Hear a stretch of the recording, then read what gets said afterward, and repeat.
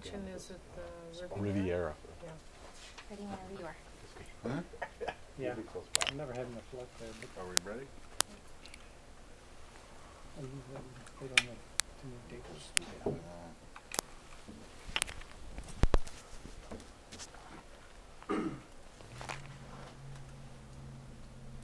We got one more minute to go. I guess 5:30 now.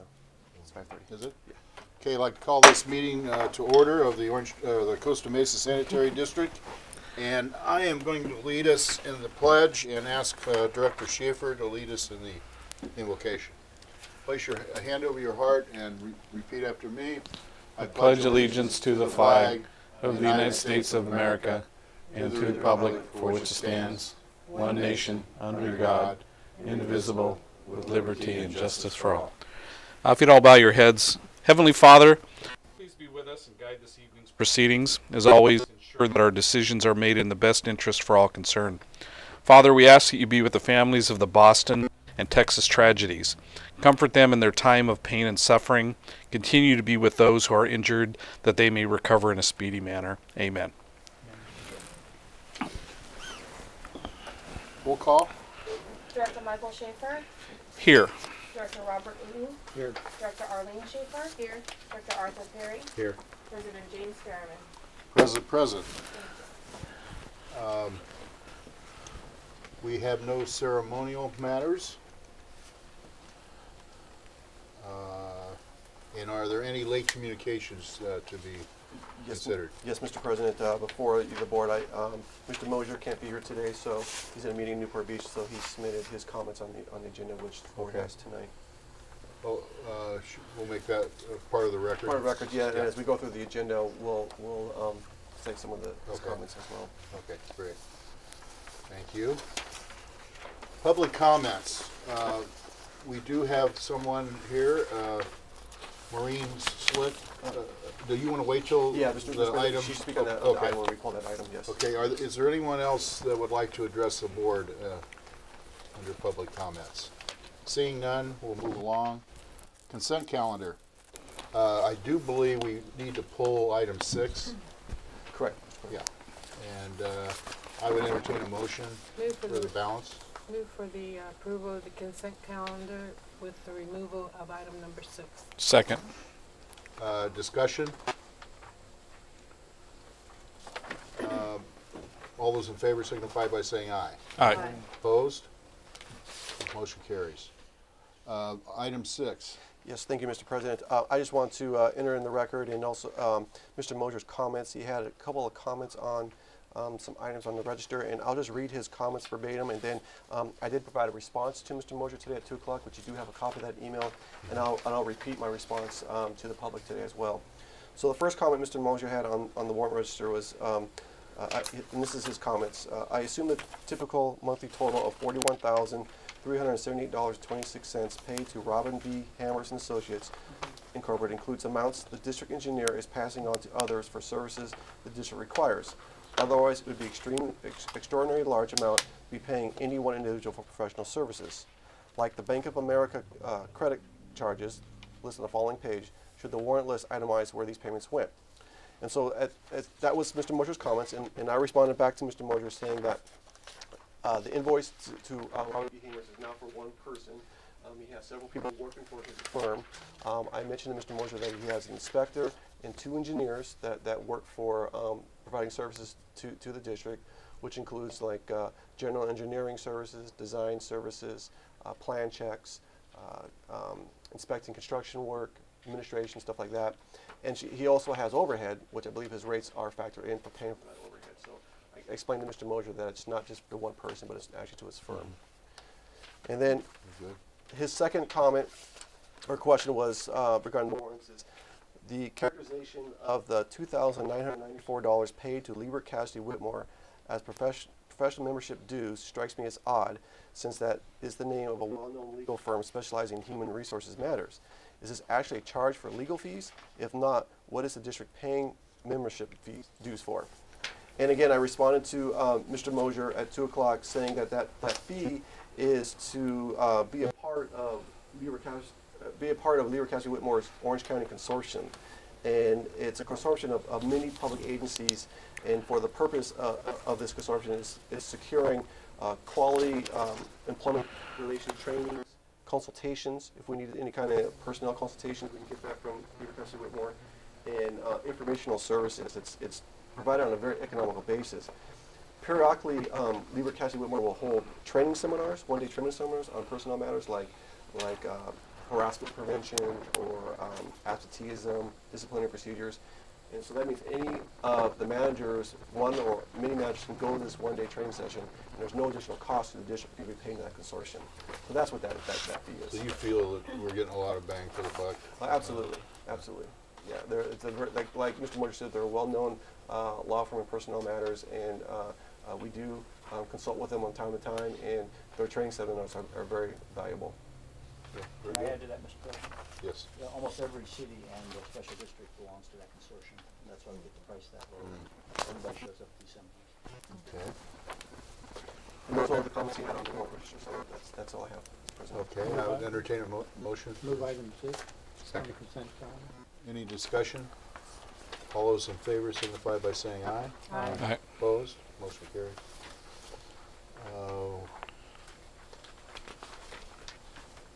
Public, we need to go in. Yeah, Mr. President, Oh. public hearing was scheduled for beginning at 6 p.m. Oh, that's right, yeah. And that's Okay, that's how we let's move. notified it. Let's move part of the agenda up. Let's see, should we go? My recommendation is go to item number 13. Yeah. Okay. The treasurer's report? No, I'm sorry. Oh, item 13. The manager's report. Appeal to the sewer lateral system. Oh, I see, okay. Item 13. We do have someone who'd like to speak to the board in that regard. Maureen Slitt. Maureen, would you mind coming up here in the front?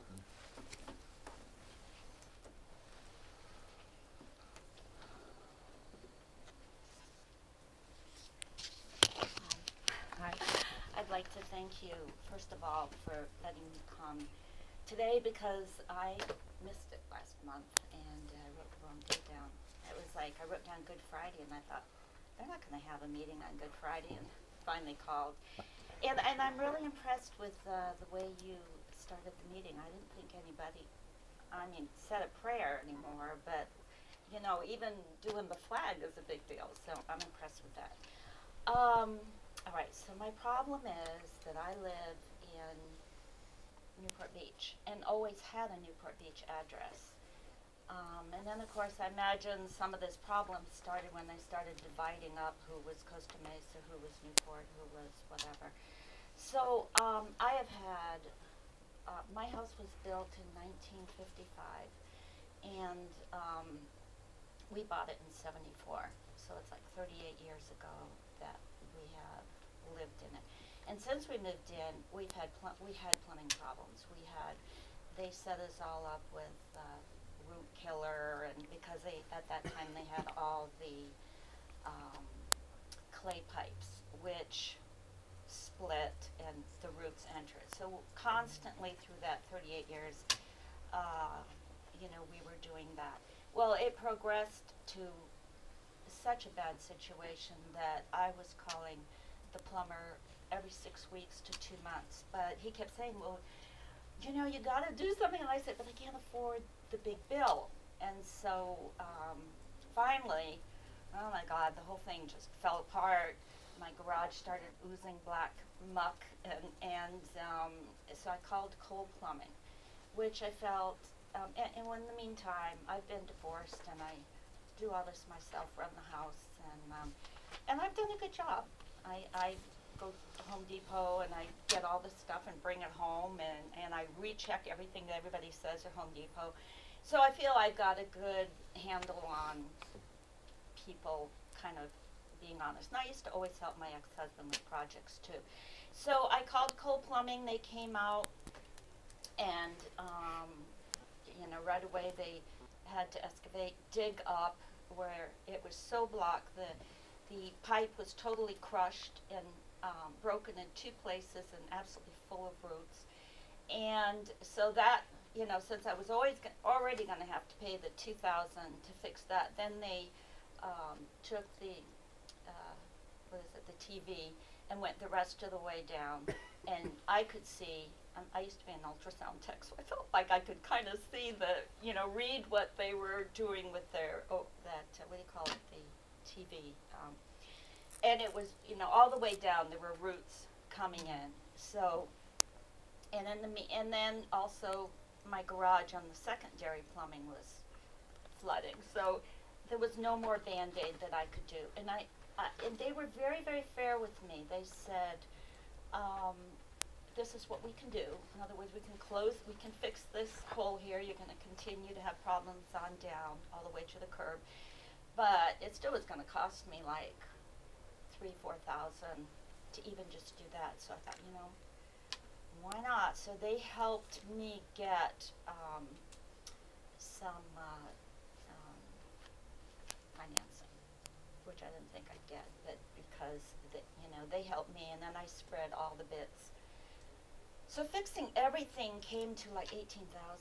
But I thought, and the kitchen was so bad, the secondary was so bad, that they actually dug up the kitchen floor and went all the way around the house. Anyway, I guess you probably didn't need to hear all that. But they gave me several options. I felt that they were very fair. I did see the initial, I can't call it that, put on my glasses and see, what do you call it? Oh, closed circuit TV. And I did see that. So when I was going down the city bank to get my help with the situation, the financing, and then they said, oh, well, you can get help on that. That's how I found out about you guys. So needless to, but it was already, the ground had already been covered. And Newport Beach came, and I'm sure Newport Beach is very thorough and very good. And they came and they did open inspection and closed inspection, and I have 2 clean-outs on the secondary plumbing, and I have 3 clean-outs on the main sewer line. And I passed all the inspections, but see, it was already closed up, and they didn't say the TV thing, because I was watching them. So that's the thing I didn't have. I didn't have the before TV closed circuit. I do have a final. They ran out and did the final, and they would stand behind me. Their supervisor was there the whole time. It wasn't just the plumbers making the decision, the supervisors of coal plumbing. And then I told him about this, so they've since come to your classes, and now they're incorporating it into their program. And my old plumber, I got all the paperwork for him, and he's coming. So the long story short is, I feel like I really went ahead and bit the dust and fixed I was a concerned community member and fixed my plumbing. And I'm just here to plead to you I was late and I didn't have the closed circuit TV, but I have everything else. If you would let me qualify for the SLAP program. Okay. Could I ask a clarifying question? Please. Sure. You said that Newport Beach inspected your sewer line?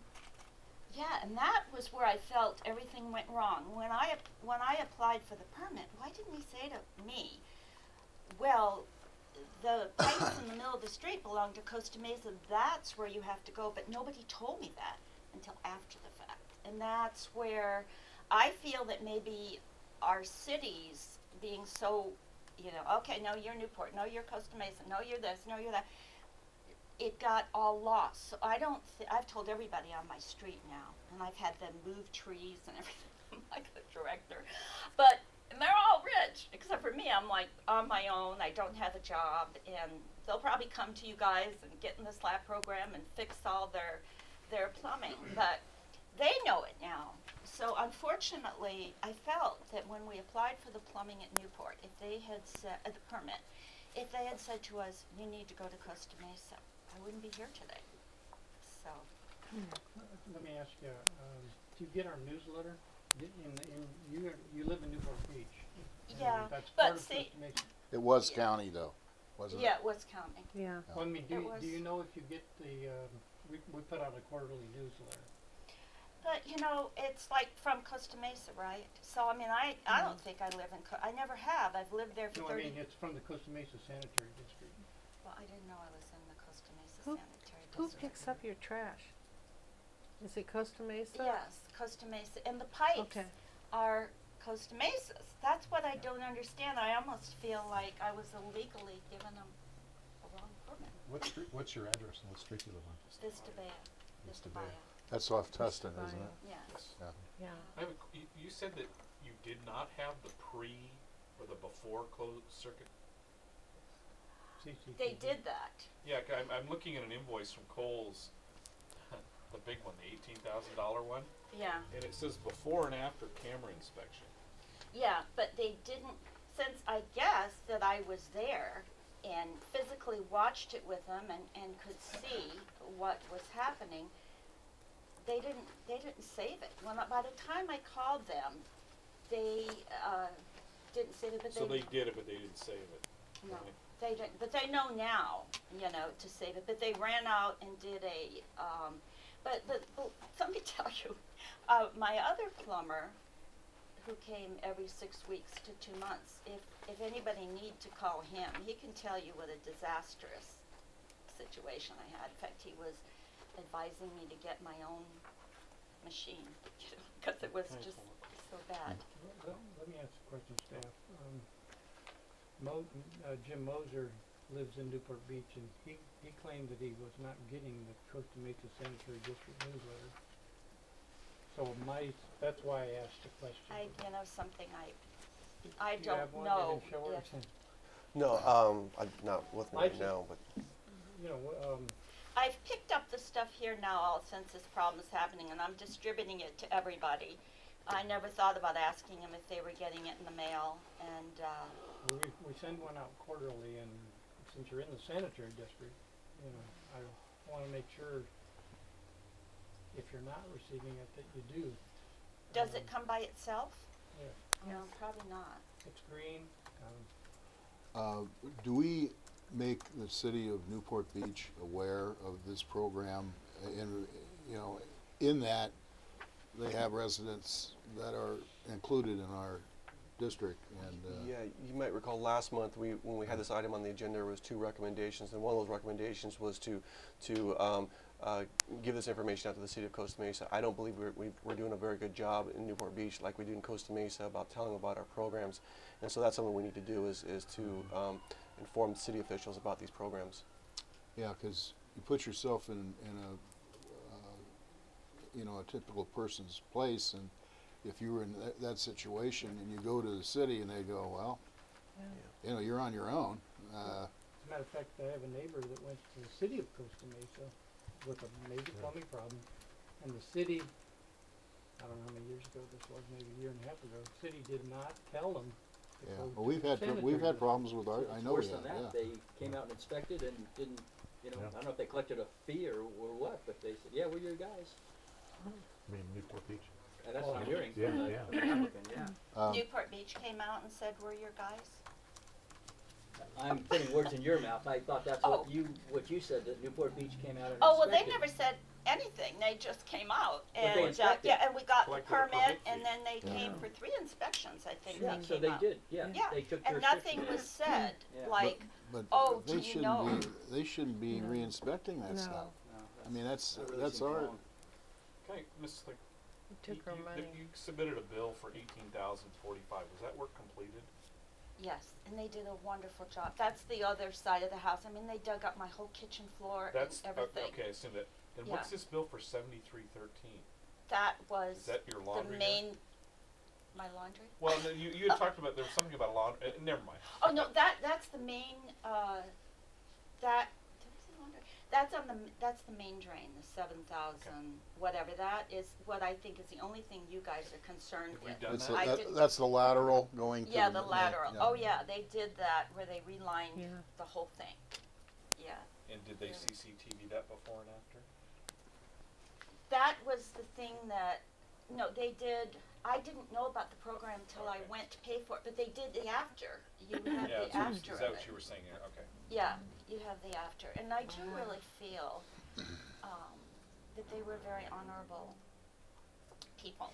I felt. Well, they were obviously ignorant of the program as well, you know. Oh, they were. And we have made yeah. a very fervent effort to bring in, you know, these plumbing outfits and educate them as to what we're trying to do. They're in Garden Grove, 200 feet. Yeah, well, but it's not a perfect science, you know. But they're coming now, and Bootney and Sons, they're the ones that did my plumbing. I've known him for, I mean, probably 20 years. And towards the end, he was coming every 6 weeks and he said, "You're just like a Social Security check." But I said, "I know, but I can't afford the big bill." Well, You he, know? he should have known about the program because he's from Costa Mesa. I got a But he question. didn't. I just gave the paperwork to he and his son, and they're kind of hard up right now. And he said, "Oh my God!" And I said, "No, you got to go down there and, you know, find out about their program." So. Art, did you I have have a question to Alan. Are we limited by any legal limitations? Well, In there's this always case. the issue of gift of public funds, of course. And, you know, first of all, it's not a right for even your own residents. You ration this Right. service out. But within that, you know, range, you have the ability to make adjustments. But it's really a privilege to be part of this program, to be one of the ones that are put on this list to get this, because we can't do it for everyone. Obviously, the board has identified that we have limited money to do this with. I And there's make a mo- reasons why you've adopted a criteria, Right. and, you know, all of that. in light of the circumstances, I make a motion that, Mr. Slick work with staff, you know, to settle this matter as best they can. Well, I think we maybe need to be more specific than that That's not if you're thinking that we, If I may, Yeah. that's the whole reason why we're here today is because according to our guidelines, you know, and I try to explain that in the staff report that if they submitted an after video within the 6-month period, then we can work with the residents. We usually are you know, we have some room to I work read with, all that. but this is after 6 months. So my hands are tied. That's why I told Ms. Slick I can't do anything because it's passing. So Well, now it's really up to the board. I'm trying to help you. Well, but if you want, I'm trying to give you direction. but I need direction from the board to approve that. If you want to reimburse with 18 I need direction from the board to get for approval on that. are there any other board comments? I don't know how this ties to it, but I'm looking at this permit from the city of Newport Beach, and it says sewer alteration or repair, $32, issuance $34. I'd really like staff to address this to the city of Newport Beach and ask them, I mean, a courtesy letter to them saying, hey, you overstepped into an area you shouldn't have, and maybe they need to refund at least the $67 to Ms. Slick. I mean, I don't know if we can help with that in that regard. It's not much, but city of Newport Beach shouldn't have been out there. Anybody else have a comment? No, just that his motion doesn't say anything as far as I'm I make a concerned. motion that we, staff evaluate giving Mrs. Slick the full benefits of the program up to $1,800. I'll second the motion. And let me speak in discussion at this Yeah. point. This is an extraordinary, you know, case, I think, and we could make a finding that this is justifiable in my mind. We don't want to set a precedent, you know, and having people come back, you know, 18 months after the deal's done, and you know, we don't. Number one, we don't have the money to keep doing that, and number two, it's you know, you got to stick to your guns on some of this stuff. But I think that this warrants serious consideration. You might make a finding that although you encourage your constituents to be aware of their legal relationships with their governing entities, that this situation went a little beyond that, and that a different city came out and represented, exactly. or appeared to mislead the person that they Exactly. were in fact the sewer jurisdiction. And let me commend the staff on the way they treated this, because Absolutely. you did the right thing. I mean, you really did. And if this wasn't so extraordinary, I wouldn't be talking like this. I don't think any of us would. And you know, Jim, President Freeman, thank you. normally under these circumstances, I couldn't support Director Uten's motion because it is past the deadline. However, two things really get to me. Number one, they didn't save the pre. We could have had the pre-video. The plumber didn't save it, and I can't fault Ms. Slick for not having that. But the other thing is for the city of Newport Beach to come in there and slow the process down. I think, as far as I'm concerned, the city of Newport Beach contributed to that delay, that 6-month delay process. So that's why I'm going to support the motion. I don't think if someone came to me without this kind of circumstance, I don't think I could support it. And we really do need to have a conversation with the city of Newport Beach. This is not acceptable, them coming into our district and conducting inspections when it's not their jurisdiction, you know. So I would like to amend that to include, well, we can just give you direction to do that. Okay. Yeah, as far as. Any further discussion? All the, yes. If Melissa could just repeat the motion so I'm clear, just clear again what the board's requesting. Director Uten has revised his motion to direct staff to work with Ms. Slick to award her the full benefits of the SLAP program up to $1,800. Okay. And would that be the permitting fees as well, or? That's the, that's all. Yeah, That's everything. I think we can deal with. Okay. Would we be adding the finding to this too? We need to, We should add the finding. to the motion, Yeah, That just Alan's to finding. make it that comfortable. due to the misinformation and the entity responding erroneously to her situation, we find that you know compelling. It's, in the law, it's called an estoppel. You Yeah. have a representation, you detrimentally relied on the representation. It was a reasonable reliance, and you were damaged thereby. And that's kind of what happened. Okay, further discussion? All those in favor signify by saying aye. Aye. Opposed? Motion carries. Thank you so much. Now my interest rate per month will probably drop to, whatever. It's $224 a month now, so maybe 100. Thank you for coming in. Thank you very much. I hope you get to realize your 100-year guarantee. Oh, yeah, I don't think so. Good luck. Thank you so much. I Thanks. really appreciate Good it. touch, thanks. Thank you. Okay, let's move along. We still are a little bit shy of 6 o'clock, so Yeah, we can start when we can do item number 14, and when that's complete, we can start the public hearing.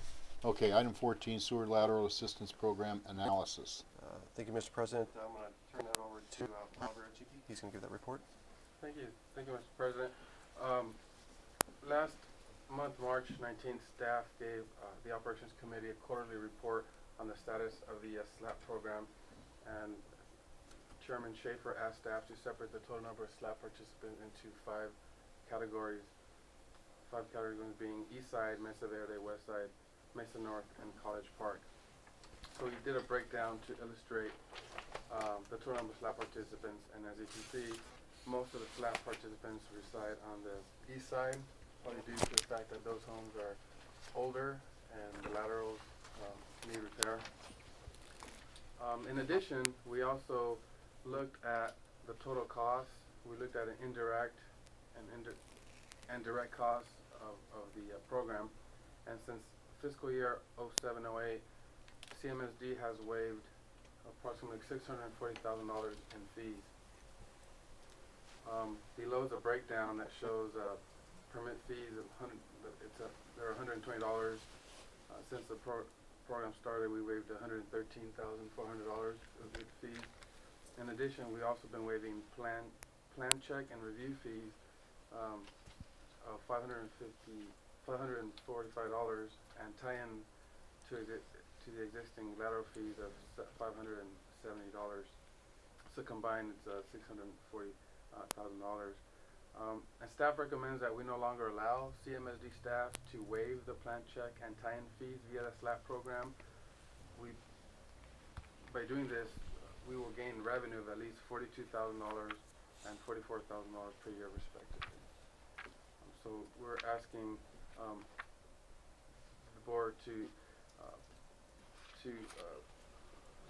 start collecting 50% of the permit fee, and to recover some of our indirect and direct costs, and no longer allow staff to waive the plan check and time fees, or to continue to waive the permit fee, but again, not allow CMSD staff to waive the plan check and time fee, and also to allocate $25,000 from the legal waste fund to balance the SLAP budget. Board has any questions? I'm more than happy to answer. I have a comment, yeah. You know, at the operations committee meeting, Rob, I thought, made a great suggestion. Instead of having these fees that we collect, don't collect any fees like we've done in the past, but reduce the amount people get to $1,600. That would make up those fees without charging a fee. I thought that was a great idea. Yeah. And I thought we could still accomplish the same thing. We're just not going to be getting 1,800. We reduce it to 1,600. So that would be my proposal after discussion's over. Yeah, it's always hard to charge someone, then say, oh, by the way, but we're going to give you some back.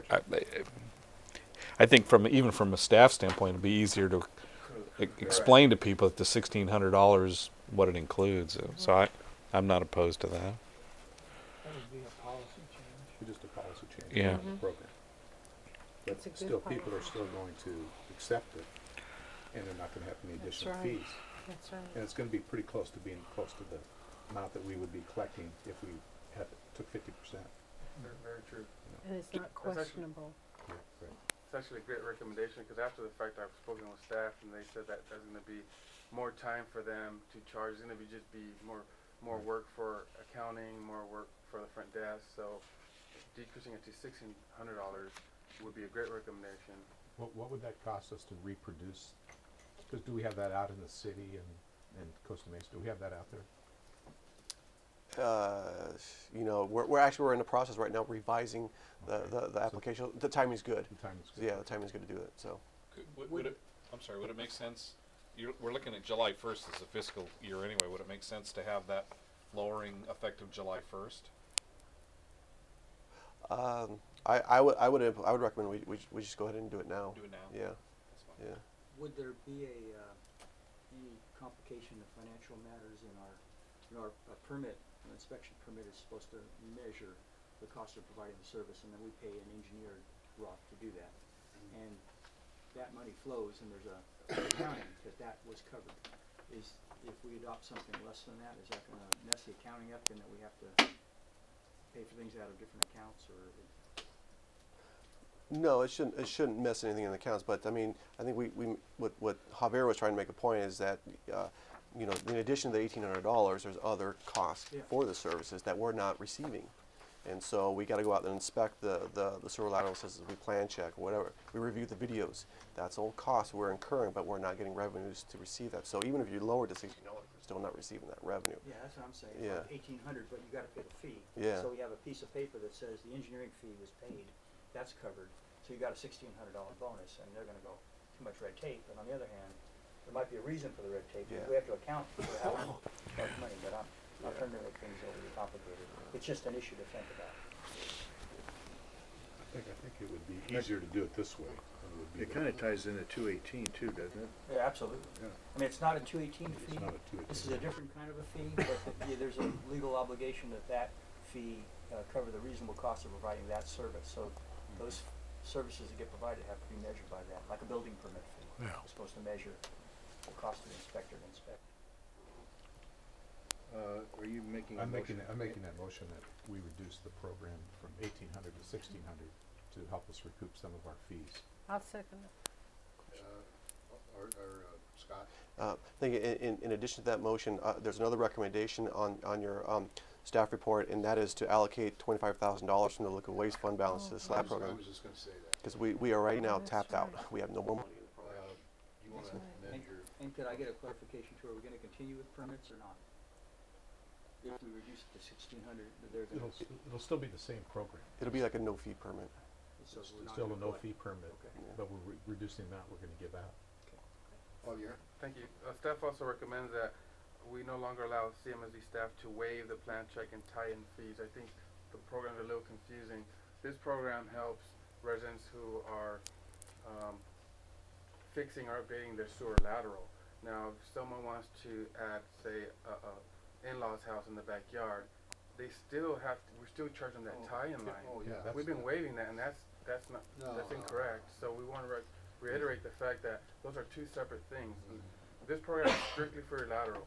If you're gonna create a unit in the back and try to tie into the lateral, only because you're on the SLAP program doesn't mean we're gonna waive those fees, and we have been waiving approximately 50% of those cases, which has been costing us Have we been doing that in the past?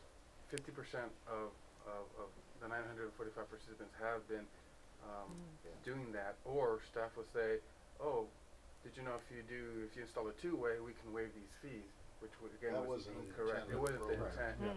We never really knew that, I don't think. Right, and that's what we're bringing up to the board to let you know that, so the board can direct staff to no longer allow us to waive those fees, because I think that was a mistake.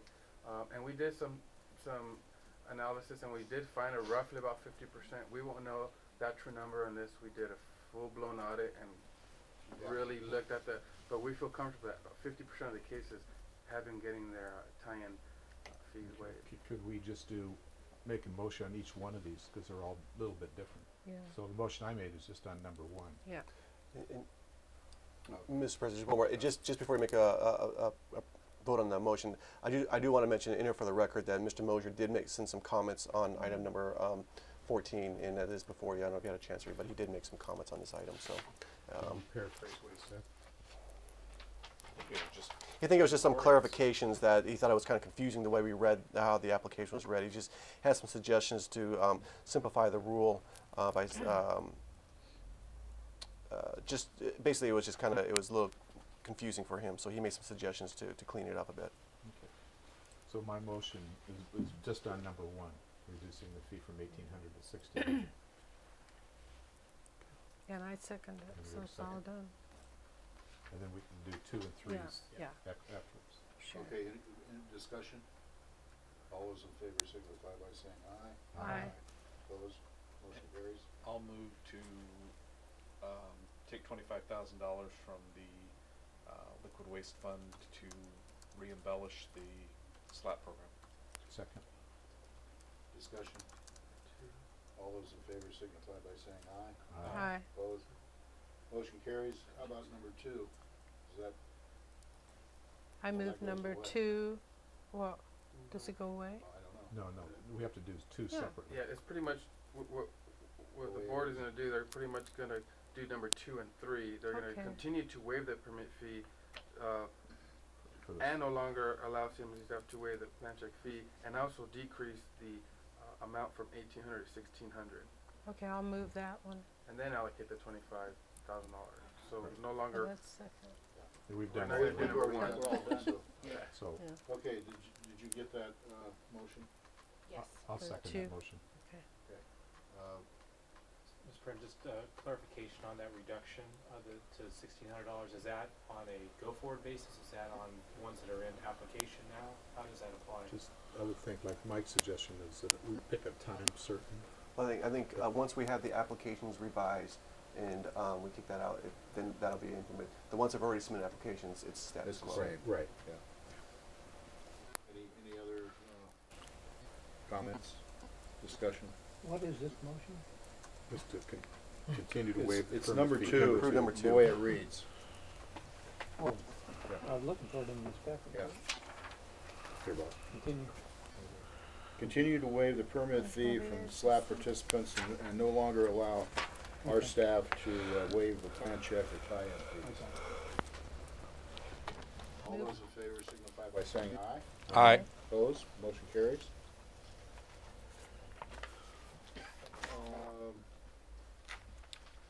Let me see, What's that? why don't we finish 15 and then we'll go. Want to finish 15? We'll go to It's your pleasure, sure. Rewarding Ideas Program. Yes. Give me 1 second.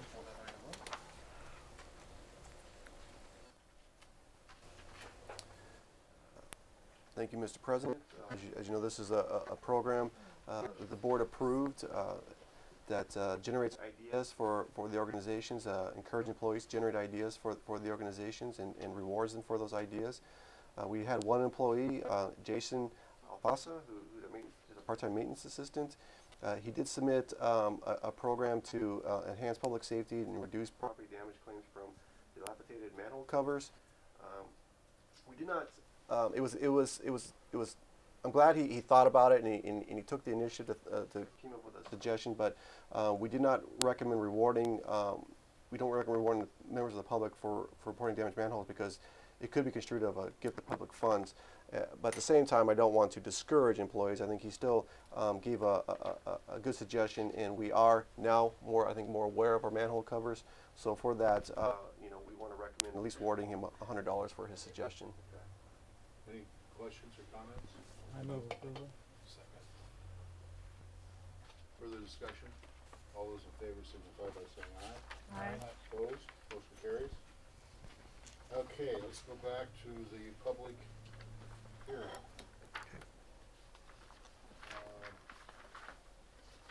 Get my act together here. Yeah.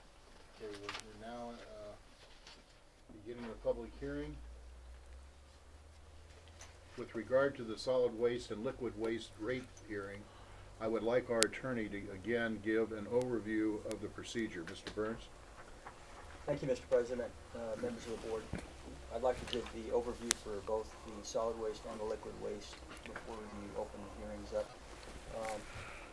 As you know, Proposition 218 imposes both substantive and procedural requirements on the district with respect to increasing any fees.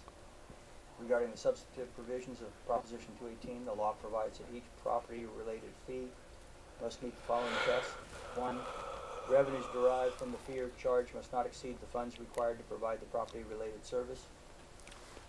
2. Revenue from the fee or charge must not be used for any purpose other than that for which the fee or charge is imposed. 3. The amount of the fee or charge imposed upon any parcel or person as an incident of property ownership must not exceed the proportional cost of the service attributable to the parcel. 4. The fee or charge may not be imposed for service unless the service is actually used by or immediately available to the owner of property in question. Fees or standby charges based on potential or future use of service are not permitted. Standby charges must be classified as assessments and must not be imposed without compliance with proportionality requirements for assessments. And last, no fee or charge may be imposed for general government services such as police, fire, ambulance, libraries, where the service is available to the public in substantially the same manner as to other property owners. Since we only do sewer or trash, that's not an issue for us. The general manager shall be presenting a report for the proposed solid waste and liquid waste charges in which he will document how each of these tests have been met. As you know, we've adopted a new rate study report which more accurately establishes proportional benefit for sewer service. This report has been made available to the public for their review. After the manager presents his report, you should ask any questions of staff that you might have, then ask the clerk to provide a status report on whether any protests for the liquid waste charges have been received. The district is not imposing a rate increase for solid waste, and therefore property owners will not be given a written protest hearing. The law provides that if written protests are presented by a majority of the owners of the parcels may not be imposed. Since only written protests can be considered, staff has developed forms for the use of the protesting owners, so any property owner wishing to protest tonight can have their vote counted. There are over 26,000 liquid waste parcels that are subject to the charges being considered tonight. If there's not a sufficient protest, the board may consider whether or not to impose the charge and adopt the proposed resolution, or you can consider to continue the public hearing for a later date. Thank you. And at this time, we would like to hear from our general manager as to whether the charges comply with the substantive provisions of Proposition 218. Thank you, Mr. President. I am going to start with the solid waste revenues. Okay. Can I guess got a quick question?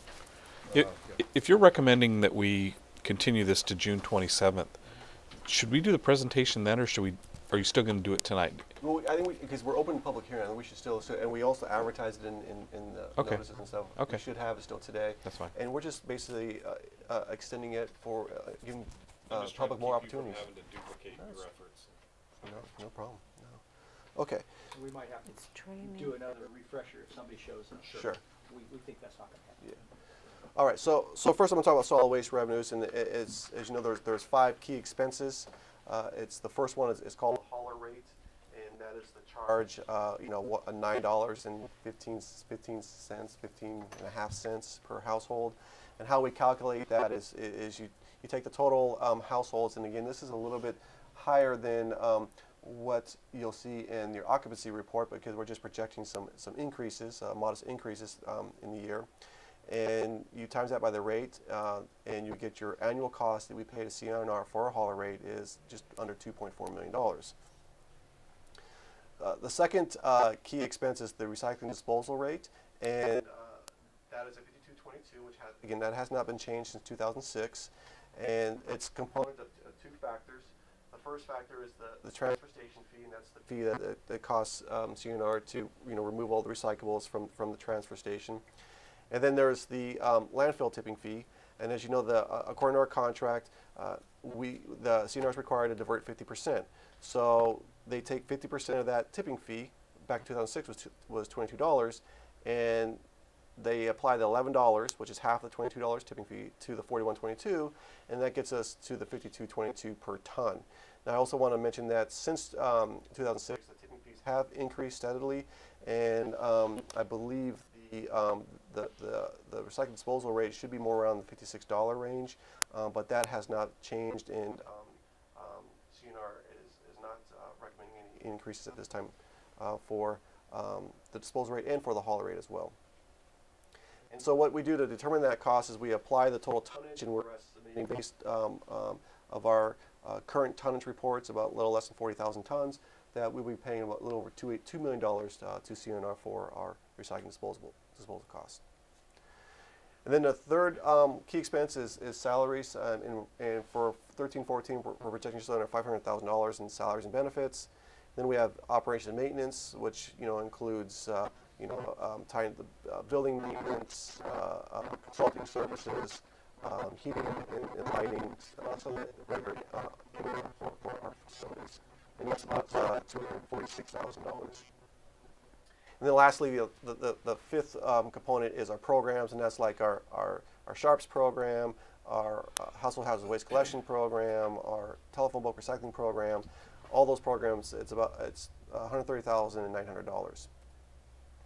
So when you add those 5 key components, we end up at $5,275,382, and that's the amount of money that we have to generate, the revenue we have to generate to pay for those expenses. So after we determine our total expenses, we look at alternate other revenue sources, and there are several revenue sources that we receive in addition to the charges, annual charges. We have the additional container charge. So residents that have more than 2 cans, they're charged $8 a month for that additional can. We have property taxes, investment earnings, CNR contributions, and other revenues that total $450,000. So what we do is we take that additional alternative revenue sources, we subtract that from the expenses to get the $4.8 million. Now this is how it applies to test number 1 that District Councilor Alan Burns mentioned, that this proposed charge that we're is going to generate $4.8 million, and that will not exceed the funds required to provide this service. And then what we do is we take that annual charge and divide that by the households, and we get an annual charge of $223.70, or $18.64 a month.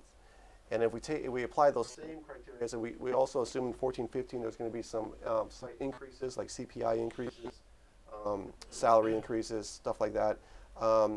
When you apply that same formula, the 14-15 proposed or annual charge is $226.41, or $18.87 a month.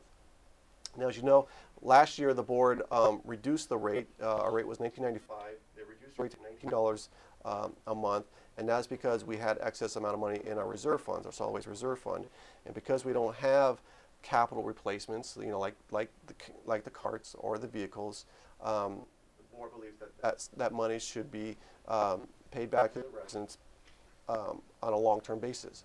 And so my recommendation is to actually decrease that even more, and that is to decrease it to $216 a year, or $18 a month for the next 2 fiscal years. And when we apply that long term, and this is a little difficult to see, but when we apply that long term, it's the 10-year projections, and As you see, here is this is the balance after we take the additional charges, additional revenues, and all our expenses. You see, we come into a deficit, and that's where the fund balance would recoup that make up that difference. And as you see, the fund balance is slowly decreasing as expenses go up, and we are assuming that revenues remain relatively flat. The net balance goes down. Now, by 1920, we're at about $2.5 million, and that is the year where we may have to increase the rates again if you want to keep it $18 for a long period of time, and that is because we need at least $2 million in our reserves to pay for expenses, because we don't get the money from the assessments until late in the year, and so we still have expenses for 5 months, and we got to pay that. And our district treasurer estimates we need at least $2 million to keep us whole for 5 months. Where did you get the fund balance number? The fund balance right here. I got that from The investment earnings report. That's from, well, I don't know exactly where that, Mark, can you answer that, where the Yeah, $5.6 it's comes from? just available funds within the solid waste fund. But that happened to be like in May. So what I'm thinking is that number should really be, the lowest number in the fund balance, because we don't election candidate, take the same number. Just after we got the property taxes in there, it's a bigger number, and then $400,000 a month has to go out to pay for it until we get it replenished. And so I think we need to check if that number truly, well, that number will dwindle down to about $3 million before the next property tax comes in. So if you take, I think that number is too high as a beginning number. It just happens to be 1 month's number, which we're near, and it shows up on shows up as a fund number.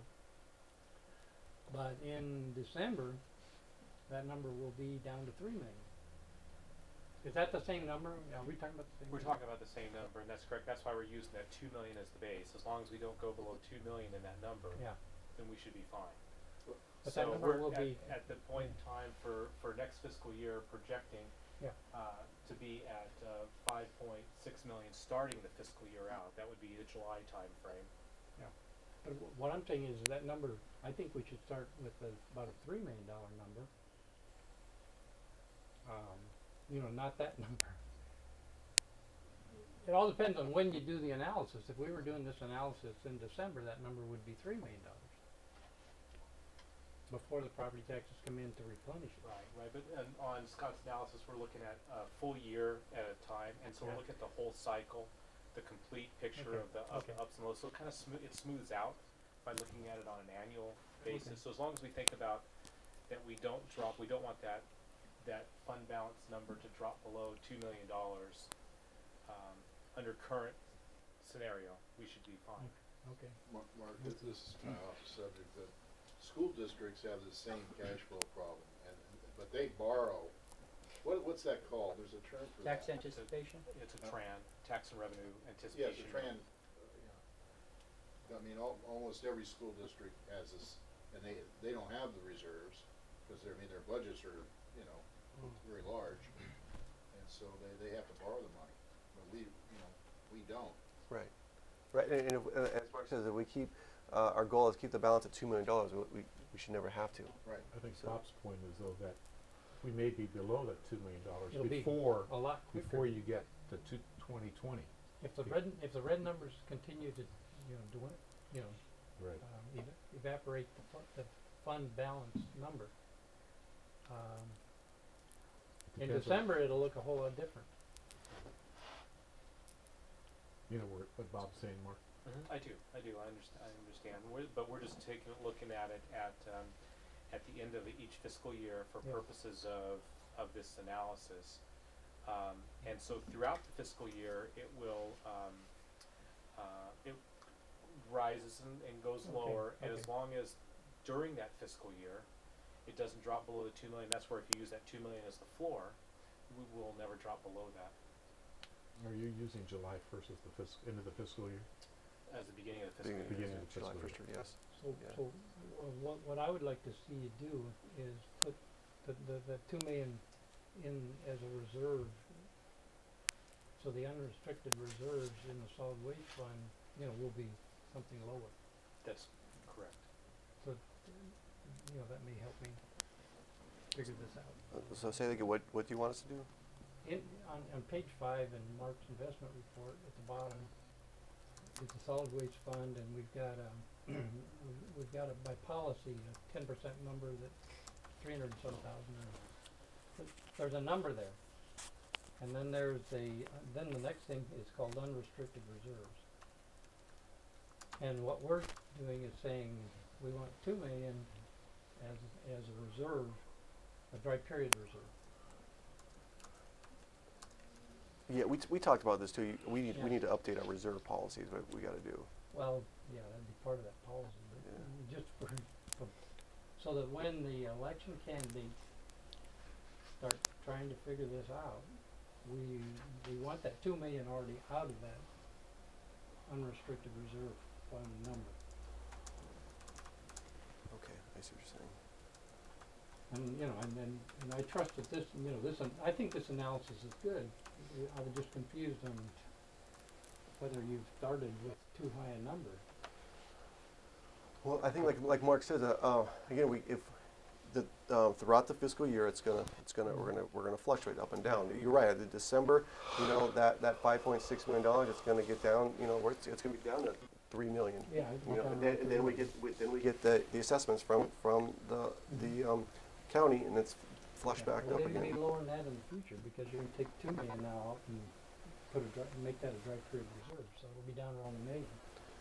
We can. The unrestricted reserve will be, okay, I get it. I think the analysis is great. That's some good points, though, it really is. Depends on where you start. Well, I'm wondering if it depends on where you start. I don't know. We can look at that, and if we take out the $2 million, what does that look like?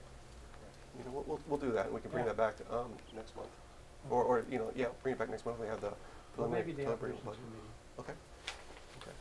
All right. So. Thank you for listening. Sure. I think even with that report, you'll see that we can keep the rate stabilized for several years, though. And we're looking here at another 6 years as to rate stabilization, at a lower rate. And so we haven't had a rate increase in 7 years. So that'd be like 13 years since they had a rate increase in solid waste. Not too bad. I don't think many agencies. Somebody will drive. So we can complain about that. Yeah. We had a rate increase. Yeah. We had 2 years of rate decrease. Right. These numbers, the numbers you have are at the 18 a month, right? Yes, that's correct. 18 a month. Yes. And if I go to the next slide, if you want to see where we would stand, and I think these numbers will go up a little bit because some of the cities will make adjustments for the tipping fee increase. But as you might recall, back in 2010, we were at number 3, and with this rate at $18, it puts us right down in the middle of the pack. So right at $18. So. Can I say one other thing? Yeah, absolutely. Because a couple meetings ago, you had talked about negotiating with CRNR for different services. Is that going to increase the fee at all?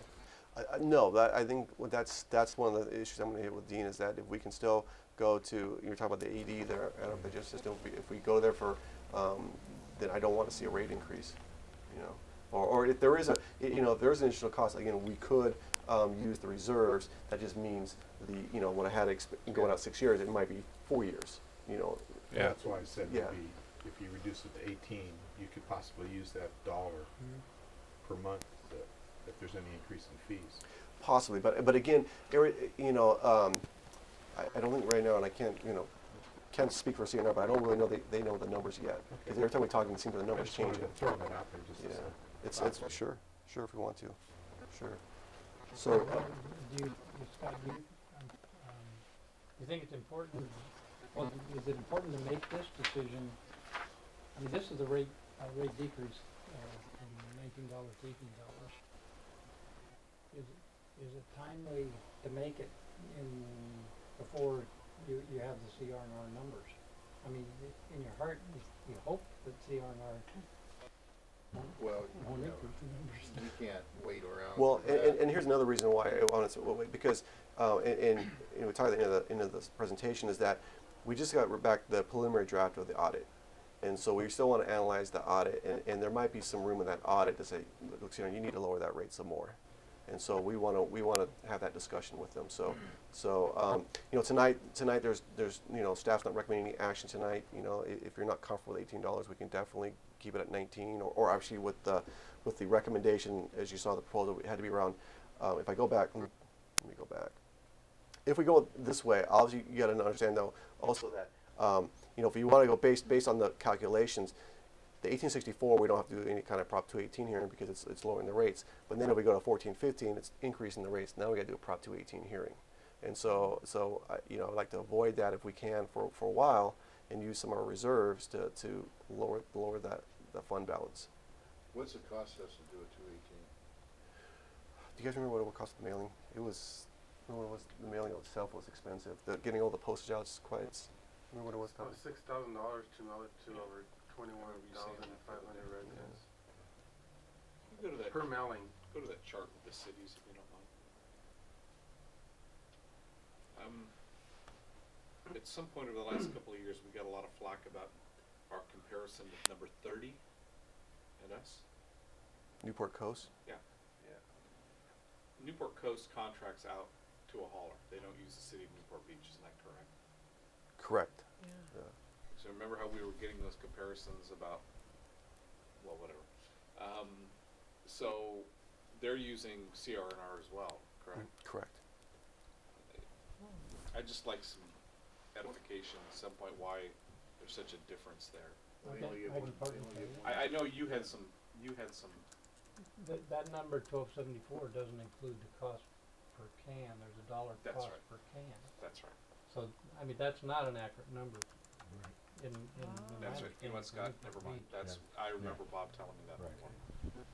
But it'll only move them up a little ways. But still, I mean, So the comparisons we were getting was that strict number, and I remember you discussing They the actually can talked charge. about, you know, the original contract. Yeah. Okay. That's good. it's closer to $15, isn't it, Bob? Right.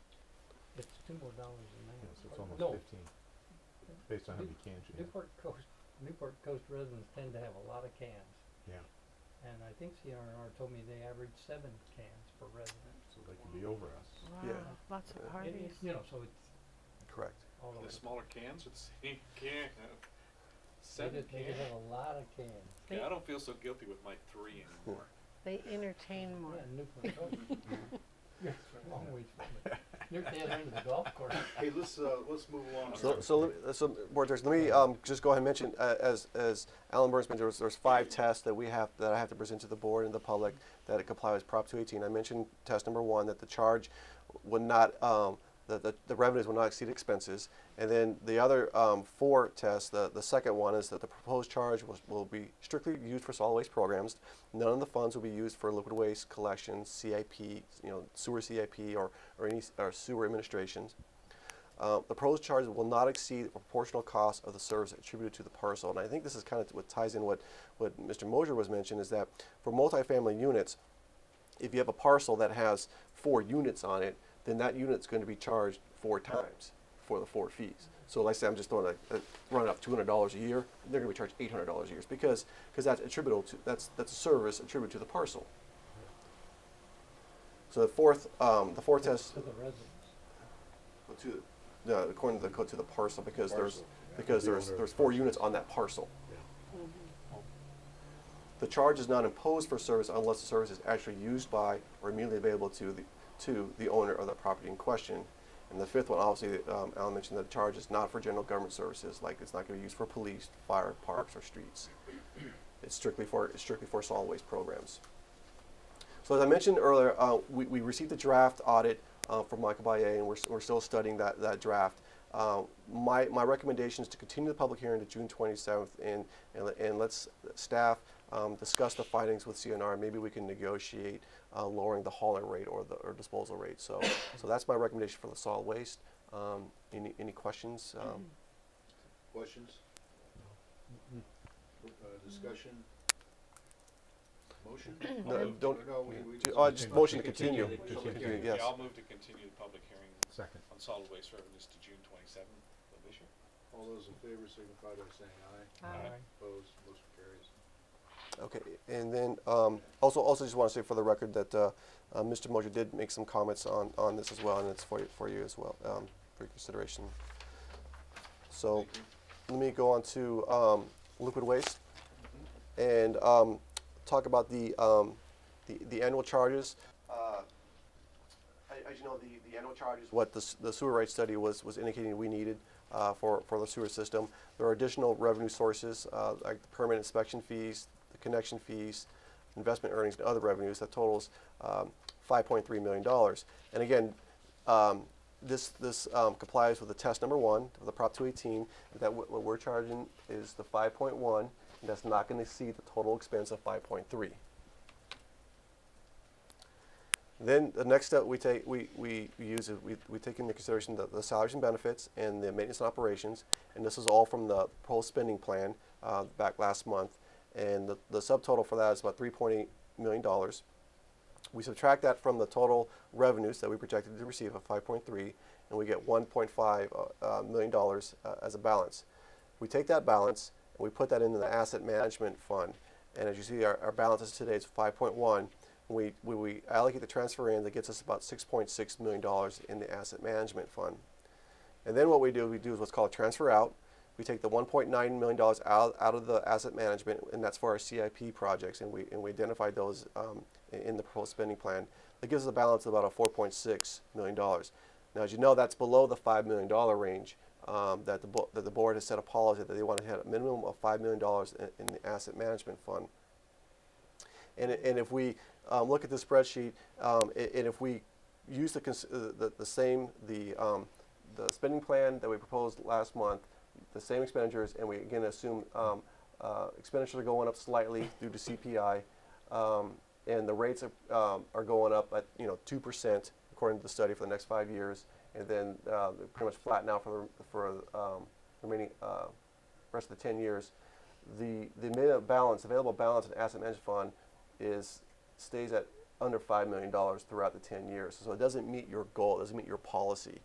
And so to meet that policy, what I suggested is making some cuts in the proposed spending plan. And these were some of the proposed cuts that I was recommending. And again, obviously this is up for discussion.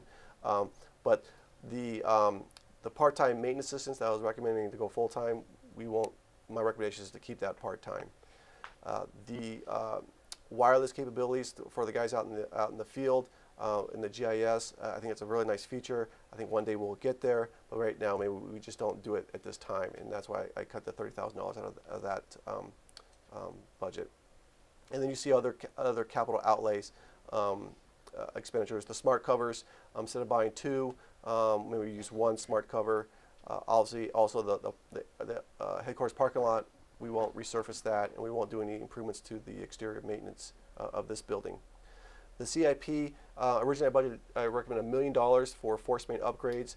I still think we can do considerable amount of upgrades for $850,000, so that's recommend $150,000 cut in CIP.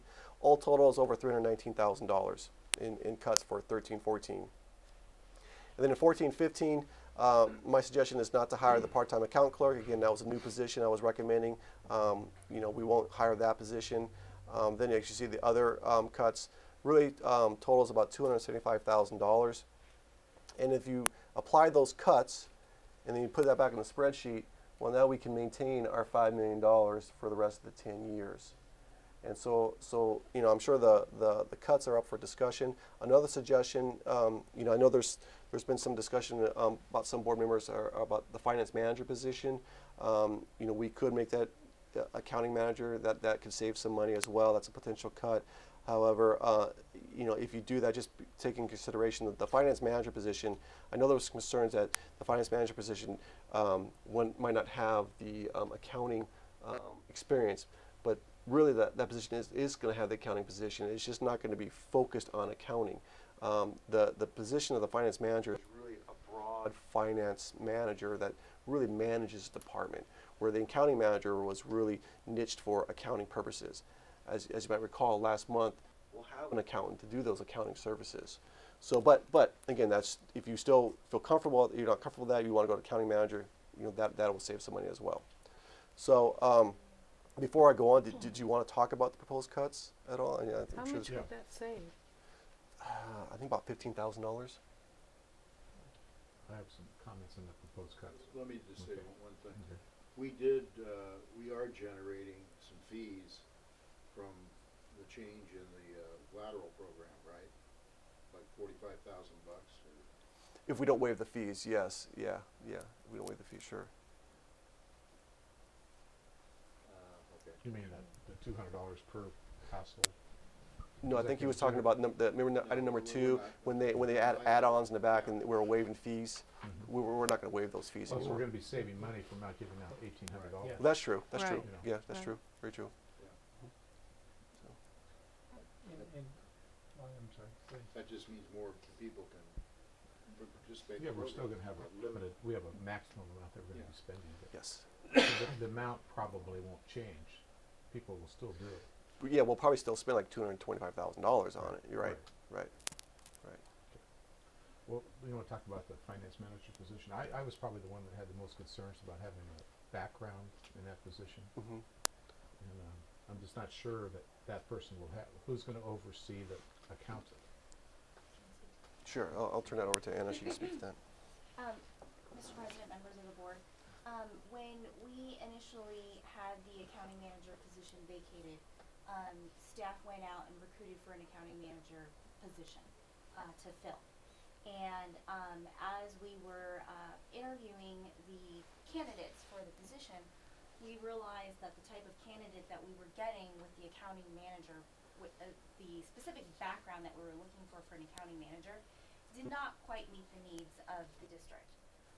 Right now, as the district is growing and requiring a higher level of analysis, financial outlook, projections, things of that nature, we were realizing that the accounting manager position was really stifling what the position really requires to support the board as well as the general manager in providing financial advisement and doing the work that the general manager has been doing as far as providing revenue projections, expenditure outlooks, etc. The finance manager's role, in which, now that we've created the finance manager position and we've changed the job description for the finance for that position, we're looking for someone who's going to be able to provide the higher level analysis, provide financial advisement to the board as well as the general manager, while overseeing the day-to-day activities of the accounting department. What that has created is a growth opportunity within the finance department. So it allows our current finance specialist to grow in her role and to move into the accountant position. Or his role. His or her role Yes. into the accountant position. And the finance manager would continue to oversee the accountant's responsibilities. What we're looking for in the quality of a finance manager is to be able to do both. So provide the financial advisement to the general manager, provide the higher level analysis, while at the same time have enough background to check the accountant's work. But can you list the job requirements again that you've advertised? The qualifications that Right. we're looking for, Right. someone who's going to have extensive background in accounting, public finance, have a degree definitely in a bachelor's degree in either public administration or business administration. With an accounting background? Yes, we are looking for someone who has extensive accounting experience or financial management experience. Okay, because I wasn't really aware of that when you first announced it. Yeah, that was, Because it was basically administrative background.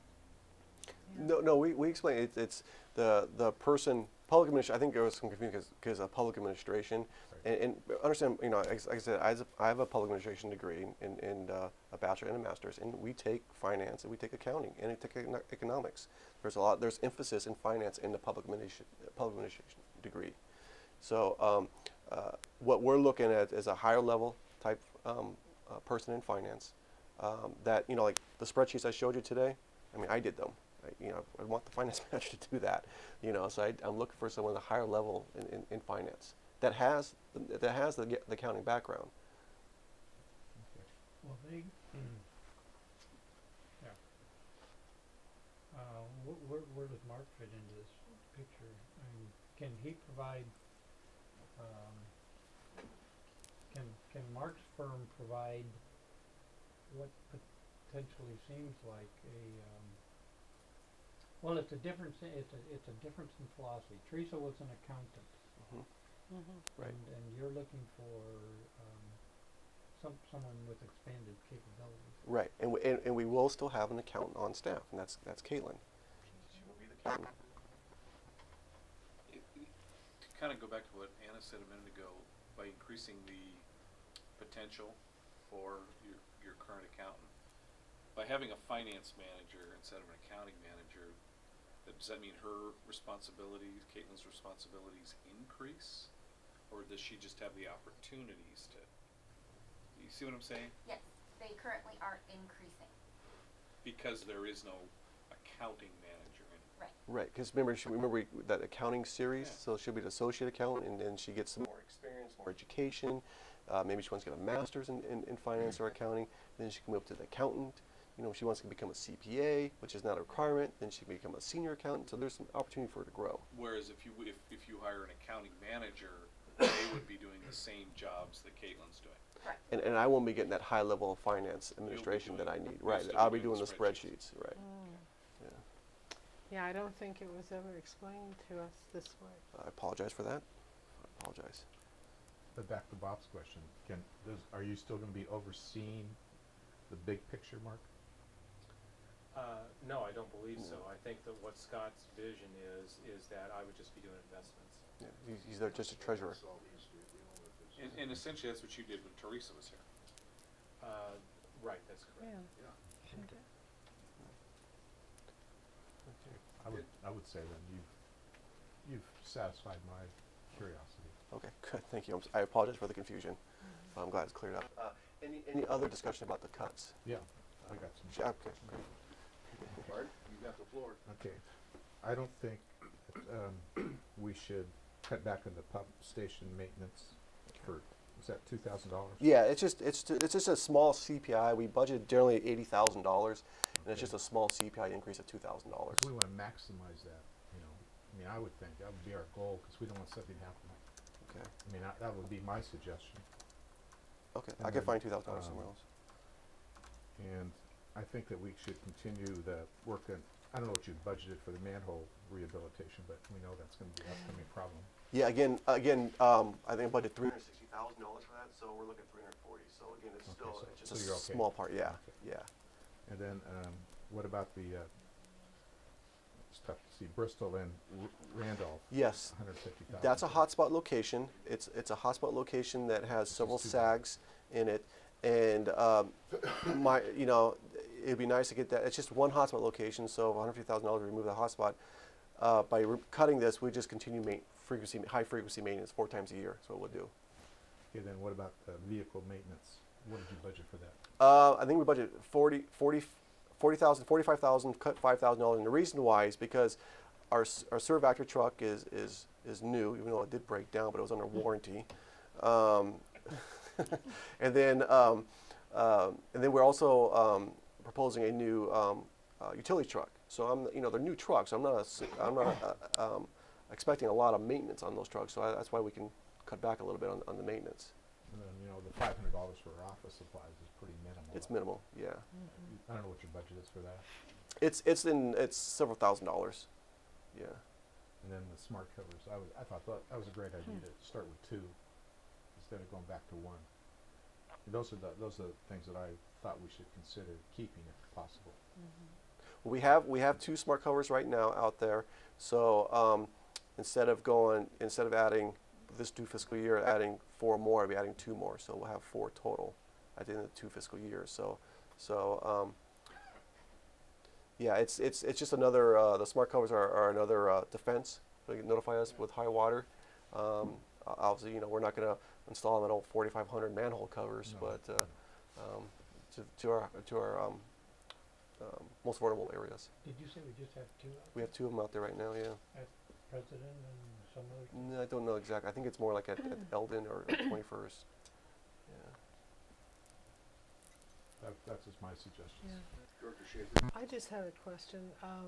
I don't know if this is the time or place, but it seems like it should be financially. This branding thing that we're talking about, that we need to, you know, get on with either putting it to bed or, you know, not. But you're not budgeting for it, right? Well, this is the cuts areas. I know. I've got to look. I think I budgeted some money for the branding. I don't know at the top of the head how much it was, but I believe I budgeted some money for Well, I branding. think we should have that on the agenda pretty soon so that we could, you know, one way or the other, just take care of it and not make a big thing out of it, a mass production. We were far from a decision on that. Right. Right. Maybe bring it back to the operations. But we have Yeah. done some branding already with Mike. He was the chairman of that committee. We've done some things with the trucks, Mhm. see on our trucks, which is good. Well, but that's different than what we're That's part of- talking about, I know, this that's still big Part of the picture. whole picture though, with the Mm. branding. I know what you're talking about. right, though. we need to have Yeah. that discussion. We do. Yeah, we have that discussion about changing the whole. Mhm. So maybe we could bring it back to the operations committee. Yeah, It's probably a good Just idea. That's a another good thing. idea. No, I Find out think exactly where we want to go. Okay. So we're gonna, Well- extend this. Well, let me proceed. Is there any? Let me get some direction from the board. Does the board agree with Director Perry on his suggestions? I personally do. Mhm. Okay. Yeah. Okay, so that means, okay, I'll have to come back with some other cuts then, because I have to, in order to balance that out, make sure we have the $5 million. What was your figure at? It was like 5,300,000, wasn't This one right here? You talking about? it? I mean, what was your ending? You have $141,000 to work with. No, that's next year. So you added, so you wanted $20,000. You wanted the smart covers. That's $10,000 because that's $20,000. $10,000 a year. Then you had the pump stations at $2,000, right? That was for 14-15, and then the office supplies. So it's not. I could. I mean, you'd have to work it out. That's just a suggestion. Okay. Instead of taking so much away from those things. Okay. Let me. To get it to 5 million, because Okay. I think you were over 5 million, weren't you, with your? Yeah, but for this year it was only like $193. Oh, that was it. Yeah, it was right at $5 million for this year. In fact, let me go back. What's the Here it is, alternative so- if we didn't want to make any cuts? To have to raise the rates? If you didn't want to make any cuts, let me go back. If you don't want to make any cuts, then it goes down to your under the $5 million, which that's fine if you're okay, but it's going to go under your policy of keeping it under $5 million. That's remaining the existing rates, right? Yes. Yeah. Well, that's with the study. So this fiscal year, it's an adjustment. It's just an adjustment, but the overall revenue stays the same. The next 4 years, if the board approves it, it will go up 2% a year, Okay. and that's reflected in this spreadsheet.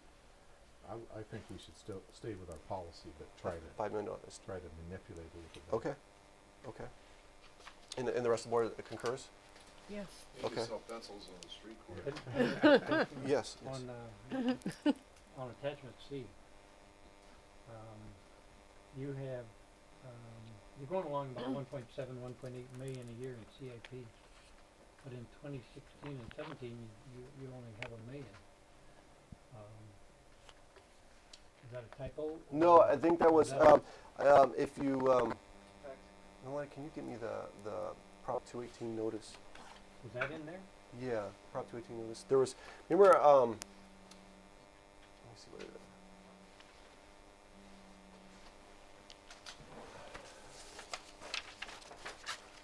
Have we seen that number before? Yes, it was 20, you're talking about 2016, it was $1,035,000, right? Yeah. Yeah, that's all we budgeted because when we did the force main assessments and we looked at our asset management plan, that year wasn't time for any kind of replacements. So that's according, and it's in our notice. Or That's what we said, $1 It's million. not a typo. No, it's not a typo. you just lucky? Thank you. Sometimes I'll take a little luck. So let me just finish up. Again, going back to testing, those 5 tests that comply with Prop 218. I mentioned to you earlier, number 1, how it complies, that the charges will not exceed the expenses in the liquid waste fund. Number 2 is the revenue from the charges will not be used for any purpose other than for which the charge is imposed. In other words, no funds derived from the charges will be used for solid waste programs. The amount of the fee or charge imposed upon any, this is number 3, the amount of fee or charge imposed upon any parcel or persons as indicated of property ownerships does not exceed the proportional cost of the services attributed to the parcel. The fee or charge, is number 4, is not imposed for service unless the service is actually used by or immediately available to the owner of the property in question. Properties are only charged if they are physically connected to the sewer system. Vacant land or properties with storage or other buildings not receiving services are not charged. And then finally, of course, this fee is not imposed for general government services. It's strictly for sewers. It's not going to be used for police, fire, or parks and streets. And my recommendation is to continue this public hearing to June 27th as well. Mr. Mosier brought to my attention, you might recall back in the workshop, on the rate study workshop, a resident said that OCSD should have industrial waste flows because they're supposed to report it to them. So I'm trying to find that out from the OCSD, and when I do, we'll be able to report that. So that's why, again, I think we should continue the public hearing to June 27th because we're seeking some more information. And I think, Mr. President, the most important of all the criteria and the most important item of the test tonight on both items is number 3, the proportionality of the cost of service. And that's where you authorize that money to be spent for that engineering firm that tweaked everything around. And that is, in fact, what Prop 218 requires, is that you do that kind of an analysis to determine that everybody's paying their fair share. And that's really the heart of the Prop 218 hearing, is that study. And if I go, Mr. President, Mr. Mosier did submit his comments on this item and it is for your review as well, so he has submitted his comments. And if I can ask the District Clerk how many protests? 11. We've gotten 11 protests. Thank you, I was just gonna, 11 written protests. Yes, sir. For which Is that for solid Liquid waste. and No, just liquid waste, because the solid waste, we're decreasing the rates, so we don't need to go to the Prop 218 hearing. Okay. Whoa, say that. And what, Wow. the requirement is, it has to be 50% of the ratepayers, right? Yeah, over 13,000 protests would have, if we receive over 13,000 protests, then we could not increase, do the rate adjustment. But if we wait till June 27th, you don't anticipate getting it? No, 13,000? no, I do you don't. happen to know the names of those people protests, just I for do. curiosity? I do have the names of the individuals. Would you like me to share them with you after the meeting, or? Or you can They do should be shared with the board Yeah, but- before they get to their continued hearing. They should Right. know Right. what was said. That's part of the protest, part of the record. Right. We need to make that part of the record. Okay. Yeah, that's true. Yeah. Should we do, you can do that between now and. You can do it for the next meeting, Yeah. as long as you do have that, so you've considered it before you make your decision. Can we just read the names off, Yeah. just for curiosity?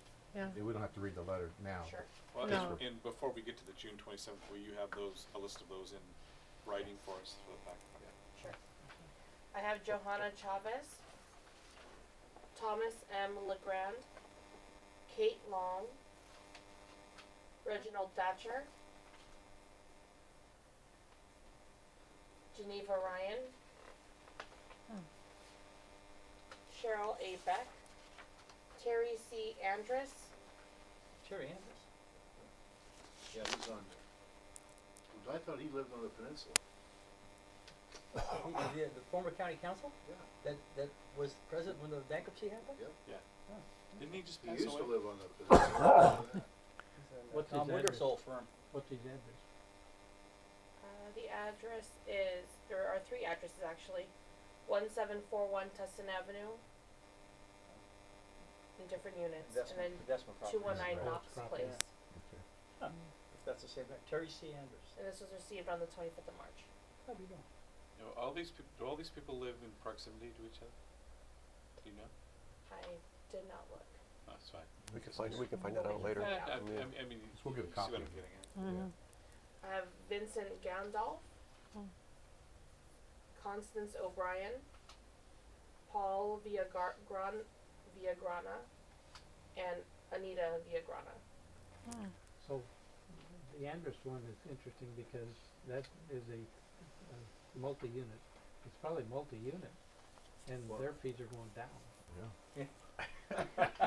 Good point. Didn't read Rex. the, didn't read the small Good print. point. Yeah. Someone asked you to write letters. Yeah. Yeah. Maybe we can Probably ask him all if he these wants sides. us to increase the, keep Yeah. the fees the way they were. How funny. Yeah, just write him back and say, you know, you're I would have welcome. some fun with him. Thank you. Interesting. So I need action for continuing to, Yes. the June meeting, please. I'll move the public hearing for the liquid waste annual charges to the June 27th, Second. 2013 meeting. Discussion? All those in favor signify by saying aye. Hi. Opposed? Motion carries. Okay, let's Thank move along to Operations Committee. Thank you, Mr. Chairman. One correction to the agenda, if we need to. You have Tuesday, April 16th, Vice President Schaefer and President Ferryman listed. It was actually Director Schaefer, the other Director Schaefer that was Thank you. participant. Thank It was you. Schaefer and Schaefer. Schaefer and Schaefer show. Could be the pretty shaker. I am, yeah. Probably the major things we talked about were, of course, what we just talked about, and the Fairview Developmental Center issue, which we're going to talk about later in the agenda. I found it really interesting on the item 7 under new discussion items, the trash cans stored in alleys. I just wanted to tell Javier again, that was a great report. I mean, it was really telling about what's going on with these people responding, and just that one person who's continuing to not comply. That was a good report. I want to thank you again for doing that. You're welcome. No updates on any of the projects, and again, we talked about the SLAP program as well. That's basically it. Yes, sir. Mr. President, I also want to record Mr. Mosher did make a comment on this one as well, this item as well. And he does mention in his comments, I know there's been discussion at the beginning of the meeting on how, and we've had discussion a lot in the past of how board members are limited to speak during the operations committee.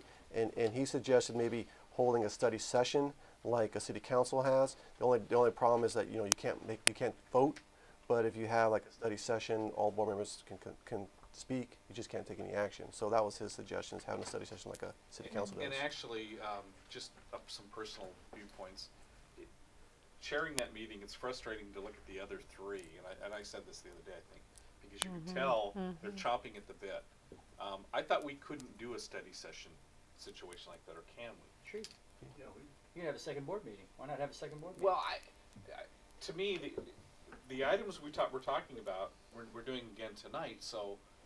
We don't normally take action. Yeah, a lot of those, Yeah. there were a lot I more mean, action, and- just and move if forward. Because there's only 2 votes. If we have it's a not a board- binding action. If we have a board, if only we an call it a action to second board recommend. meeting, we could take Yeah, action. we could. If we call it a study session, we really can't take action. But at least you could have everybody participate. Participate. But, Yeah. but as So- long as you're going to have everybody participate, why not vote too? So Yeah. I It think, depends, well, the That's- problem is though, you usually have that at like nine in Yeah. the morning, though, Yeah. not everybody can attend because of other reasons. but if we're not taking any action, we can't. If we're doing it as a I study mean, session, I we're know, not but taking study any session action. would be fine, but I'm just saying it's the second board meeting. I understand what you're saying is Right. the public could feel cheated that they didn't hear your Right. thought processes as you reached your, where Right. you were going with it. Realistically, I mean, they're not listening to it anyway. I think for the next operations committee, a discussion maybe on doing something. How many times have we done this now? We've done it a lot, Yeah. so, maybe talking about moving it back to a study session. Which 2 can talk Or about it. why couldn't you have a second Well, meeting? then at the time of Board the day, meeting. because sometimes I'm No, not, you don't have to do day. You could do night. yeah, I'm you not know. sure that's the best. But I mean, a lot of special districts have to. They have 2, different. water district did, I think. I don't know if there's. I don't know. My problem with 2 board meetings is they're going to be compressed because we're taking action in one and taking action in another. Yeah. Works, Right. it works kind of better if you have a study session where you take a big subject that takes up a lot of your time Yeah. here, and we do it then. And but if And we we can could all all participate, participate. that would Yeah, be I like better that too. idea for Yeah. discussion at the operations. Whereas I've always wondered why we, having served on the council and Arlene too, the study sessions were very informative. There was so much more information that was disseminated that we were able to then take the action at a following council meeting. So let's just have it as a discussion for what. Yeah, and we can recommend it to the board. Right. Okay. That's all. You have direction? Mr. President. Yes. Engineers report. That was good. He's not here. He's out, I think in Chicago. His daughter's getting married this weekend. That's no excuse. Yeah, that's what I told him. I hope it's not snowing in Chicago. That's But right. it is. Yeah, yeah. Wow. So I'll try to do his reports. Mr. President, item number 17 is just the project status report. Nothing really significant to report on that. Number 18 was discussed quite extensively at the operations committee, and this is a state property on the Fairview Development Center, and there was concerns among board members that we should possibly plug and seal the manhole covers over on their property. And so when Rob got a hold of their maps, their sewer maps, he determined it was quite extensive and has never been cleaned before. We're talking to the plumber in 25 years, it's never been cleaned, and he suggested that we should at least try, or someone try to clean their system before we plug and seal it. When we had a discussion with their staff and said, hey, we'll do it for you for a fee, they never got back to us. Didn't seem very interested in the idea, so we came up with some recommendations for the committee and for the board to consider tonight. And I believe the committee, correct me if I'm wrong, Vice President Schaefer, really liked number 3, which is to consider a cost sharing or a trade of service agreement with the state, and possibly even having President Fairman and I go to Sacramento. We're going to Sacramento next month and discuss this with our representatives, Senator Mansour and Senator Walters, to see if the state officials can at least get involved in this. So. I do want to tell you, I've had this discussion with Mansour, and at the time, you know, I think Rob and staff talked me out of trying to get him involved. So he's you know, he's aware, so he's at least heard of this process. I just want to tell you that. What about the letter we talked about at operations? I think we need, I think we need to at least offer the developmental center the opportunity to clean it. I mean, if that takes them sitting down, you know, with them, or if we just go in and say, hey, we're going to pay to clean your sewer, they'd be crazy to go, oh no, we don't want you to do that. But if we give them the opportunity and they say they can't afford it. It sounds like they don't have the money, but we got to be careful the way we handle this. Yeah, we don't want to be turning them into some other agency and getting them mad at us. I mean, that's not going to solve any problems. We're going to have to, I think, negotiate this in a You're saying I was manner, too but, harsh. if we don't get any results, that's another consideration. Do we know that it's going to take 25,000? I mean, did Rob base that on their? Well, yeah, he was basically because it's never been cleaned before. You know, it's going to take some time for the guys to really work at it. So When we cleaned the sewer in 06 to 09, staff were appalled at how bad it was, and what Rob uses the term heavy cleaning, which is a lot more work than once it's cleaned. Because a little bit of grit and sand gets in there over 1, 2, or 3 year time period, but for 25 years, I mean it cost millions extra more than the board thought. To clean the 1.2 million feet that we have for 220 miles.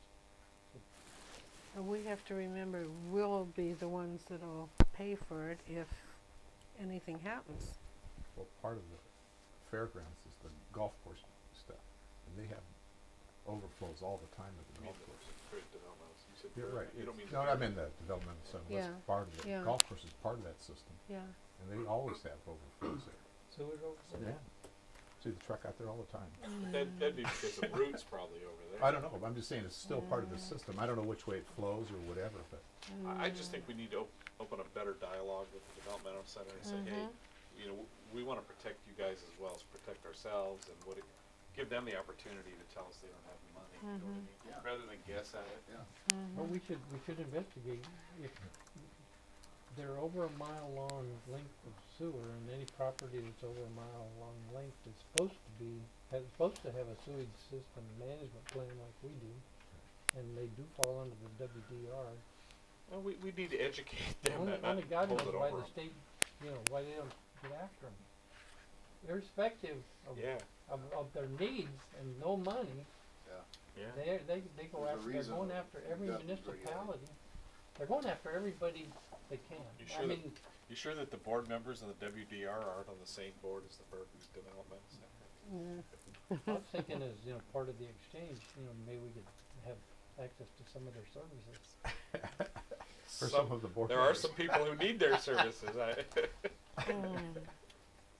Well, Come on on. a- But I on an think, as-needed uh, basis. Let's clean it up. let's him and clean yours it up. approach is the probably initial one, let the elected officials know what the problem is and if they can help at all. And Okay, I you want think- to do that instead of the instead of the I think dialogue? both, can we do Well, both? I think we No, ought to make you still need a conscious effort to meet with the Yes. director over there. Yeah. Okay, why don't we do that before we meet with our Yeah. state Okay. representatives? That's a good idea. But I think you should know whether they are, whether they do fall under the WDR or not. I'm not sure Rob knew, but Yeah, Rob said they do. Rob said they That's what- did. Rob said they Said they did did. fall under the WDR. well, sooner or later, the state's gonna get after them, Did, or the Regional Water Quality Control Board. did Rob say they gave us the permission already to plug and seal the manholes? No, he didn't say that, yeah. I thought he said that. I don't think he said we should until until it's I know, but clean. did he give them I thought he said he gave us the permission to do that. to go I'll on? have to double check. I don't. Double check that, because when I heard that, I thought, hey, that was our opening to check the manholes in the system, just to see what we're up against. I can't imagine plugging and sealing, would cause them any problem. It just reduces the amount of water that goes in there during the rain. That logic is a little convoluted. He was just thinking probably has to. He's gonna clean the system, he's gonna have to pull the manholes. That's what So I. That's you have what your. Yes, direction. yes, I do. Thank you. Okay, let's move along.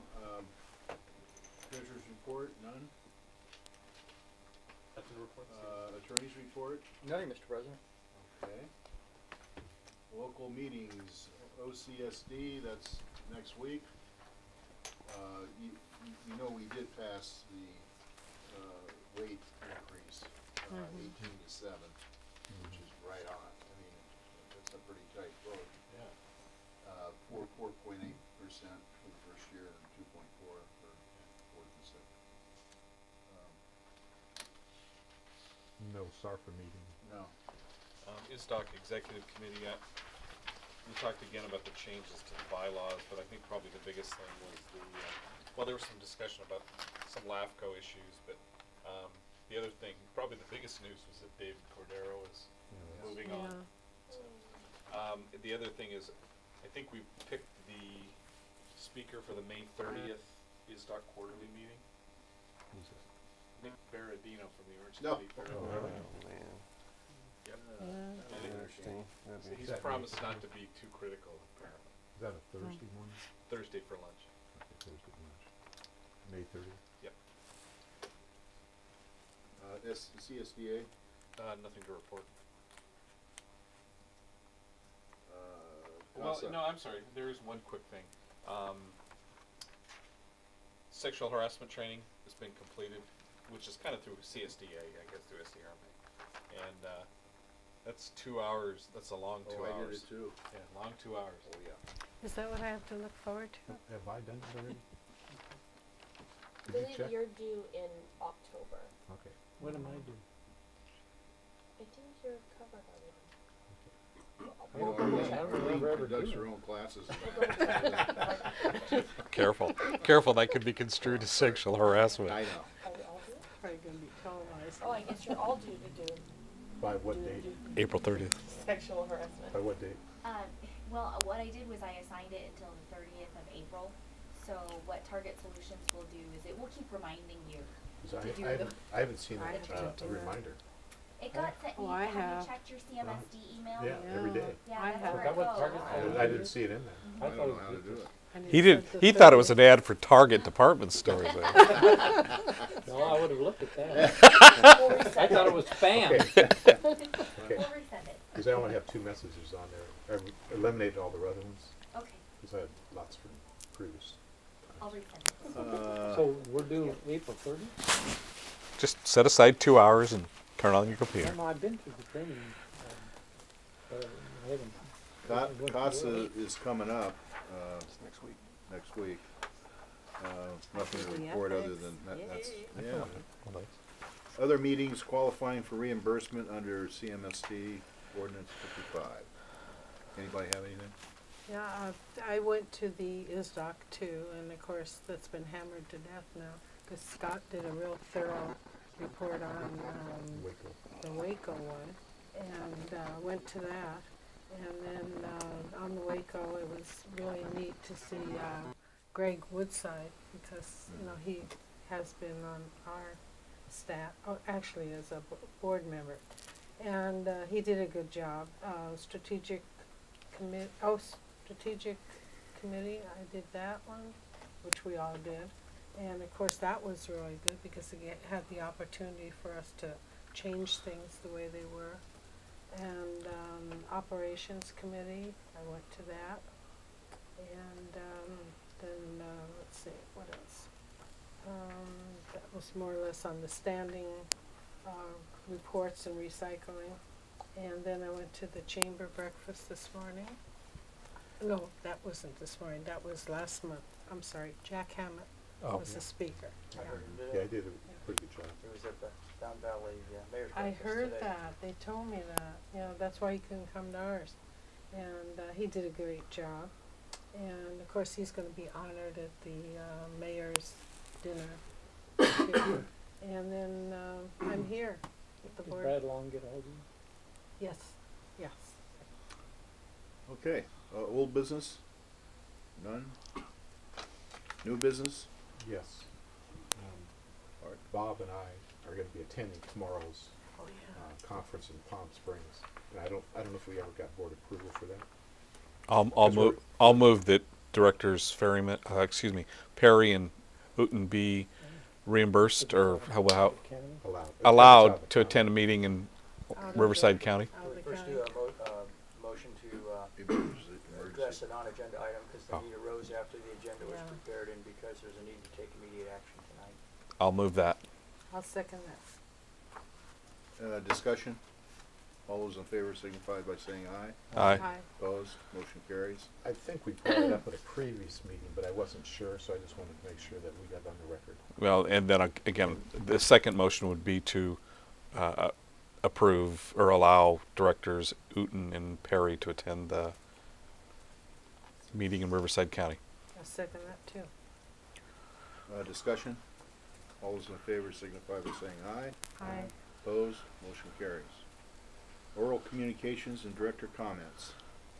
Just one quick comment. I know Scott and I had talked about I won't be able to attend the mayor's thing next week, but you had said something in your weekly deal today that you needed to know who was going to go. Yeah, the Chamber of Commerce would like to know who from the district representing, who is in the district, because we have 4 tickets, so they need to know who's going to be arriving.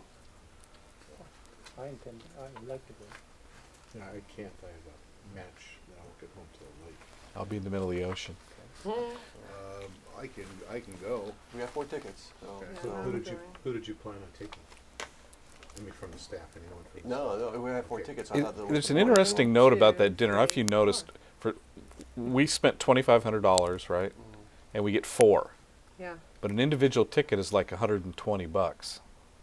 Yeah, well, I think we get some promotion out of it. Yeah, I know, I understand that, but I mean, if there's some other people that need or want to go, I wouldn't be opposed. 125.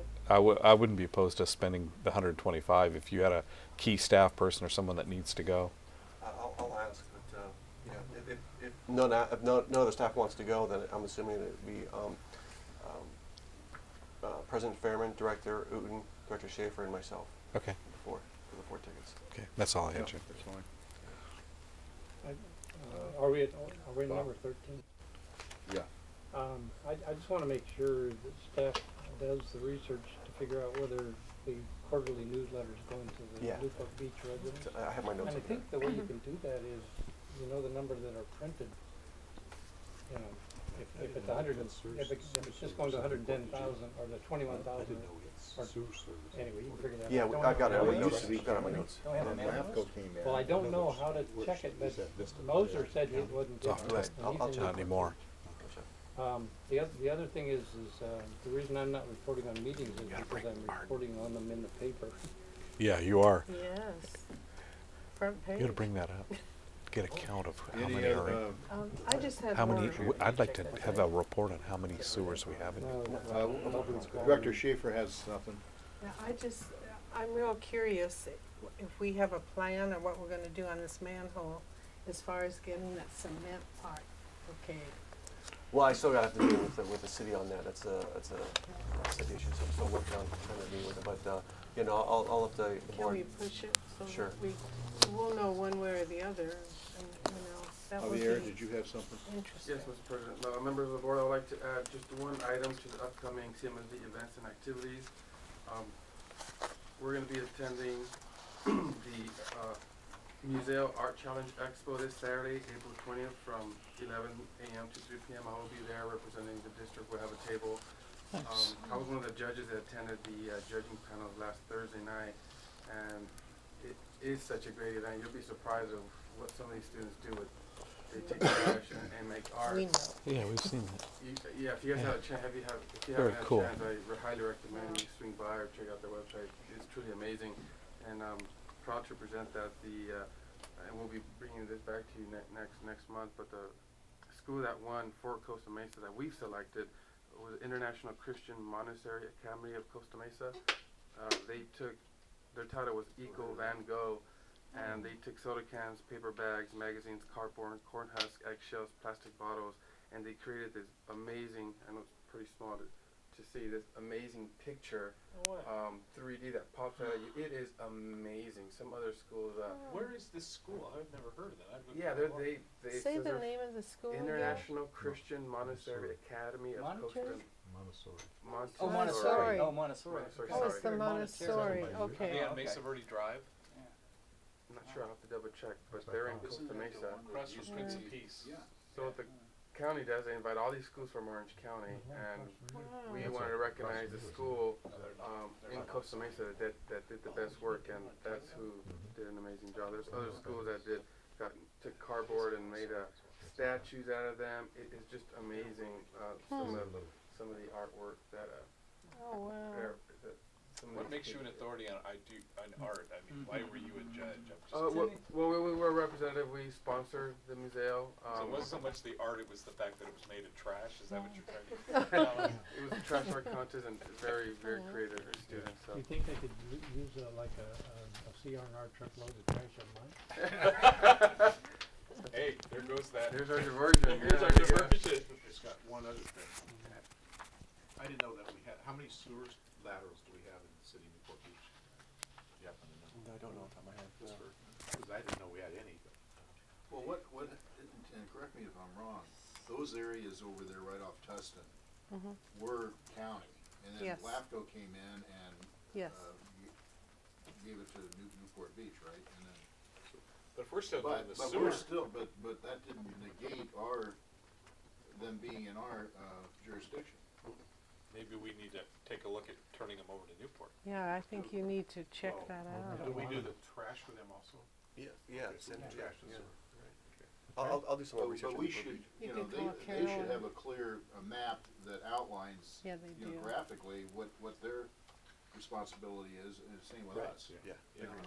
I'm assuming that exists Well, somewhere. LAFCO will have something, and Carolyn could tell him too. And Okay. that's a good point.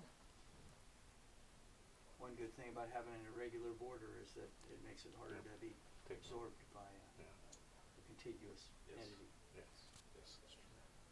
Anything else for the good of the cause? This meeting's adjourned. Yeah. You know,